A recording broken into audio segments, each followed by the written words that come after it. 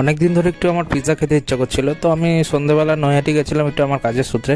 তো সেখান থেকে ফেরার পথে আমার ডমিনোজ চোখে পড়ে গেল। তো ডমিনোজ মানে পিৎজার কথা মানে ডমিনোজ, কারণ পিৎজা ডমিনোজ ছাড়া আমার কোথাও ভালো লাগে না। তো আমি ভিতরে ঢুকে গেলাম ডমিনোজের।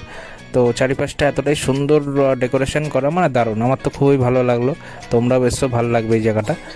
তো তারপরে আমি বসে আমার একটা চিকেন সসেজ পিৎজা অর্ডার করে দিলাম, এবং সেটা 5 মিনিটের মধ্যে আমার টেবিলে চলে আসলো।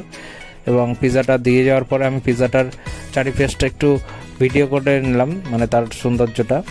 এবং ভিডিও করে নেওয়ার পরেই আমি ফার্স্ট বাইটটা হাতে তুলে নিলাম।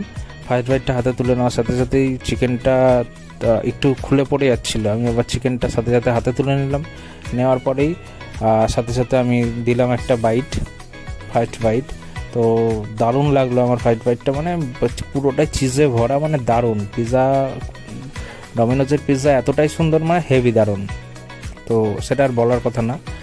তো খাওয়া দাওয়ার পরে আমি আবার চারিপাশটা একটু ভিডিও করলাম এবং সেখান থেকে বেরিয়ে গেলাম। তো তোমরাও এসো এই জায়গাটায়, একবার ভিজিট করো, আশা করি খুব ভালো লাগবে। Thank you.